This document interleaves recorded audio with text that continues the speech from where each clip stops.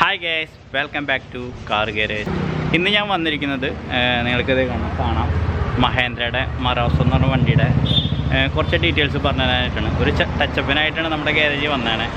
വണ്ടി അധികം പഴക്കമില്ല, പുതിയ വണ്ടിയാണ്, 2019 വണ്ടി. അപ്പോൾ അതിൻ്റെ ഒരു ചെറിയ റിവ്യൂ നിങ്ങൾക്ക് കാണിച്ചു തരാം. അതിൻ്റെ അഡ്വാൻറ്റേജും അതേപോലെ തന്നെ ഡിസഡ്വാൻറ്റേജും നിങ്ങൾക്ക് പറഞ്ഞു തരാനായിട്ട് വീഡിയോ ചെയ്യാണ്. So let me sing for you, like the birds in the mountains do, like a child who cries for you, cries for you. So let me sing.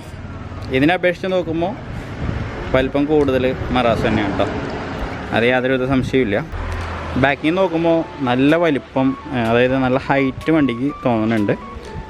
അതുപോലെ തന്നെ സൈഡിൽ നോക്കുമ്പോൾ വേണ്ട കട്ടിങ്ങുകളൊക്കെ വന്നിട്ടുണ്ട്. ഇത് കാരണം കാണാനായിട്ട് സൈഡിൽ നിന്ന് നല്ല ഒരു രസമായിട്ട് തോന്നുന്നുണ്ട്. പിന്നെ അതിൻ്റെ ഫ്രണ്ടേജ് പോകുമ്പോൾ ഫോഗ് ലാമ്പൊന്നും ഇല്ലാത്തൊരു ഓപ്ഷനാണത്. ഫ്രണ്ടേജ് പോകുമ്പോൾ ഒരു എന്താ പറയുക, ഒരു പേടിപ്പെടുത്തുന്ന ഒരു ഗ്രില്ലും അതേപോലെ തന്നെ ഒരു വലിയ ഹെഡ്ലൈറ്റ്, ബോണറ്റ്. പിന്നെ ഫ്രണ്ടിൽ കൊടുത്താണ് ഒരു ഇതാണ് ഒരു നല്ലതായിട്ട് തോന്നിയതാണ്. ഈ സ്കർട്ടിങ് കൊടുത്തിട്ടുണ്ട് കേട്ടോ, നല്ല രസമായിട്ട് തോന്നുന്നുണ്ട്. അതേപോലെ തന്നെ സൈഡിൽ ഫൈബർ സ്കർട്ടിങ് സെപ്പറേറ്റ് ചെയ്തിട്ടുണ്ട്. റണ്ണിംഗ് ബോർഡ് കാണാത്ത വിധത്തിൽ ഫൈബർ സ്കർട്ടിങ് ചെയ്തിട്ടുണ്ട്. പിന്നെ ഇതിൻ്റെ ടയർ സൈസ് എന്ന് പറയുന്നത് കേട്ടോ 16 വരുന്നത്. ഇന്നോവ 15, ഇത് 16 വരുന്നുണ്ട് ടയർ സൈസ്.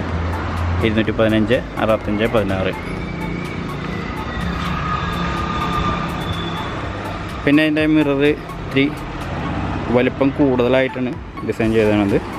നല്ല വലിപ്പം മിററിന് തോന്നിക്കുന്നുണ്ട്. ബാക്കിൽ നമ്മൾ നോക്കുമ്പോൾ ചെറിയ തോതിൽ പഴയ സൈലൻ്റ് ഒരു ലുക്ക് ഉണ്ട്. നമുക്ക് ടിക്ക് തുറന്ന് നോക്കാം. ഡിക്കി ബട്ടണാണ് കൊടുത്തിരിക്കുന്നത്, ഇലക്ട്രോണിക്കാണ്. സീറ്റൊക്കെ നമ്മൾ മടക്കിയിട്ടേക്കാണ്.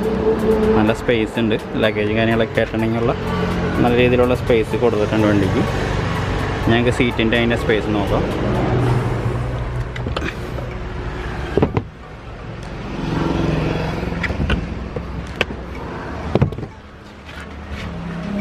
സീറ്റ് വെച്ചാലും ചെറിയ ബാഗുകളൊക്കെ വെക്കാനുള്ള സ്പേസ് കൊടുത്തിട്ടുണ്ട്.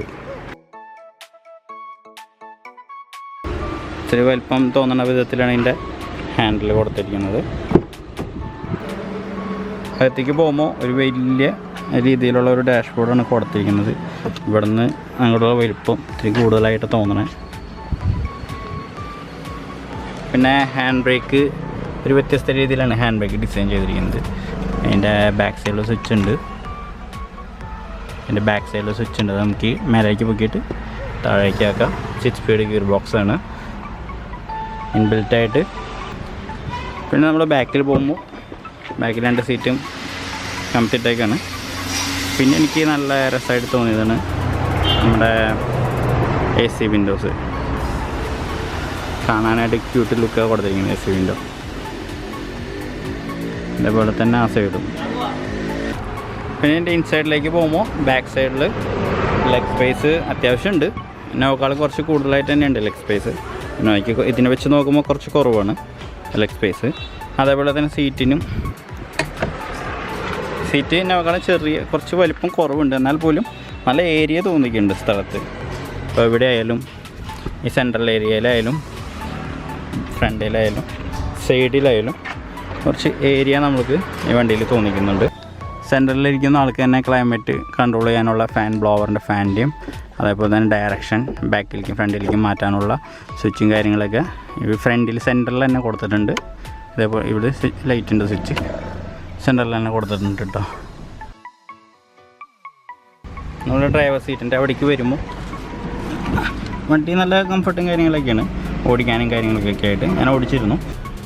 ഫ്രണ്ടിൽ നിന്ന് നമുക്ക് നോക്കുമ്പോൾ ഇത്തിരി ഏരിയ കൂടുതലായിട്ട് തോന്നുന്നുണ്ട്. അതായത് ഡാഷ്ബോർഡിൻ്റെ വലിപ്പം കൂടുതലായതുകൊണ്ട് അതൊക്കെ മൊത്തത്തിൽ ഉണ്ടാവും. വണ്ടി ഡ്രൈവ് ചെയ്യുന്ന സമയത്ത് ഭയങ്കര വലിയൊരു വണ്ടി ഡ്രൈവ് ചെയ്യണ മാതിരി ഒരു ഫീലിംഗ് നമുക്ക് തോന്നും.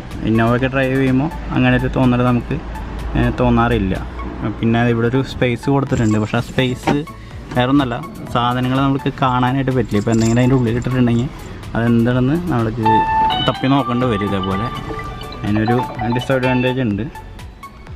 അതുപോലെ ഡാഷ്ബോർഡൊക്കെ നല്ല രസമായിട്ട് കൊടുത്തിട്ടുണ്ട് കേട്ടോ. അങ്ങനെ സ്ട്രൈറ്റായിട്ട് കട്ടിങ് കൊടുത്തിട്ടുള്ള ഡാഷ്ബോർഡാണ്.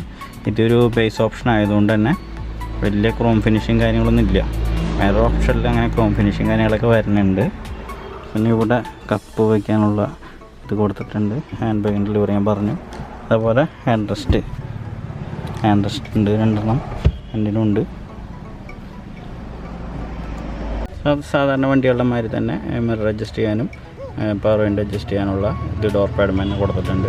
വേണമെങ്കിൽ നമുക്ക് ഇക്കോ മോഡ് ഓൺ ചെയ്യാനായിട്ട് സാധിക്കും. അതിനുള്ള ഒരു സ്വിച്ച് കൊടുത്തിട്ടുണ്ട്. നമുക്കതിൻ്റെ ബോണറ്റ് ഒന്ന് തുറന്ന് നോക്കാം. ബോണറ്റ് എൻജിൻ കാര്യങ്ങളൊക്കെ ഒന്ന് ഡീറ്റെയിൽ അറിയാം.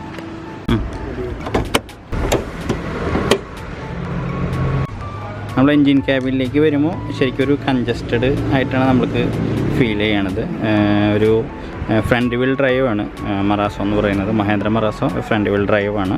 അതേപോലെ തന്നെ ഇതിൽ നിങ്ങൾക്ക് കാണാം ബ്രേക്കിൻ്റെ ബൂസ്റ്റർ ഏറ്റവും ബാക്ക് സൈഡിൽ. കാരണം ഡാഷ്ബോർഡ് ഇത്ര വലിപ്പം കൊടുത്തിരിക്കുന്ന കാരണം അത് തന്നെയാണ്. കുറച്ച് ഉള്ളിലേക്ക് എൻ്റെ ബോഡി ബാക്ക് ബോഡി പോയിട്ടുണ്ട്. അതുപോലെ കൂളൻറ്റിൻ്റെ ഇത്, വിൻഷീൽഡ് ഷാമ്പുവിൻ്റെ ക്യാപ്പ്, എയർ ഫിൽറ്റർ, ബാറ്ററി ഇതിൻ്റെ ഉള്ളിലാണ്.